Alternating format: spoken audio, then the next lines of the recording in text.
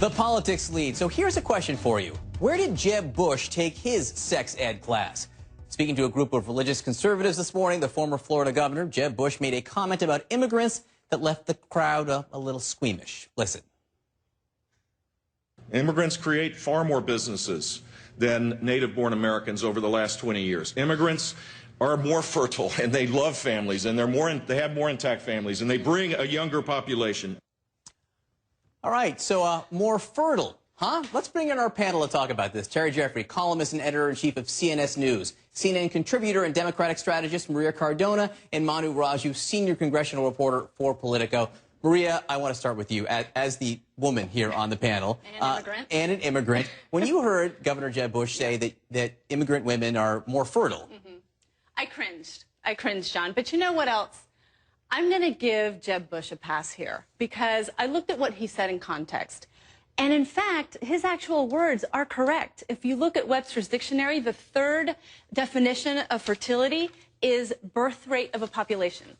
And that is what he meant. I actually have that right here. You know, 87.8 births per thousand for immigrants in America compared to 58.9 births per 1,000 for women, born in the United States. Exactly. And so what he said was actually correct. And the context was he was talking about the benefits of comprehensive immigration reform. He's in the right place on that for the Latino community, for immigrants, for Americans. He was talking about the benefits of what immigrants have done and what they will continue to do for the economic vitality of this country. He just should not have used those words. Terry, Manu, there's nothing more comfortable to discuss for men than fertility. So I'm thrilled that we get to bring this up right now. But Terry, does this stick? Is this one day and then done? Actually, I think Jeb Bush said a good thing here. Leaving aside the issue of what you do with illegal immigration, I think he's wrong on that. Not only is he right on the demographic facts, as she pointed out, but he's also right on a basic underlying economic point.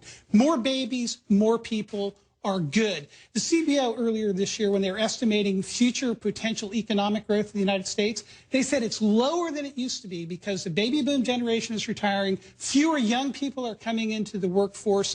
If you look at the history of the human race, there's a lot more human beings now than there were 2,000 years ago.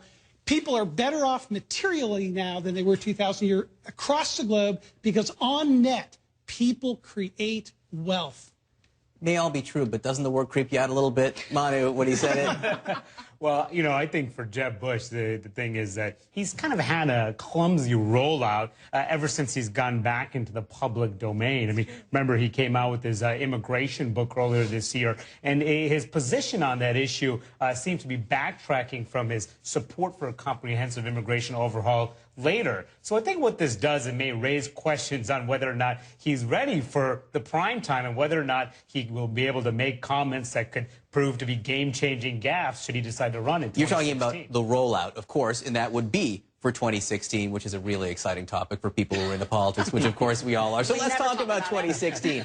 Chris Christie, he's out in Chicago at the Clinton Global Initiative. Last time I checked, we checked the research here, Bill Clinton, Hillary Clinton, Democrats, Chris Christie, Republican. What's he doing to the Clinton Global Initiative? Well, look, if you're talking about political positioning, if you look at recent history, leaving aside Mitt Romney, who, of course, is from Massachusetts, the Republican Party tends to nominate for president people from Texas, from Kansas, from California, from Texas, from Michigan in the case of Jerry Ford. It's very difficult for a Northeastern Republican to be nominated by the Republican Party whose base is conservative.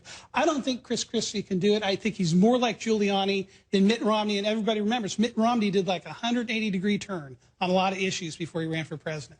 Manu, if you're the other contenders right now, most of whom are at the Faith and Freedom Coalition, and you see Chris Christie in Chicago, what are you thinking? Well, they're probably thinking what happened, remember, right before the run-up to the November elections when Christie was praising President Obama for his handling of Hurricane Sandy. I mean, at that time, it really gave momentum to the president, and it really took, it really hurt the Romney campaign. A lot of Romney veterans, Republicans, will not forgive him for that. So that kind of will probably bring back memories for that really critical moment in the campaign. And Christie's going to have to deal with that should he decide to run.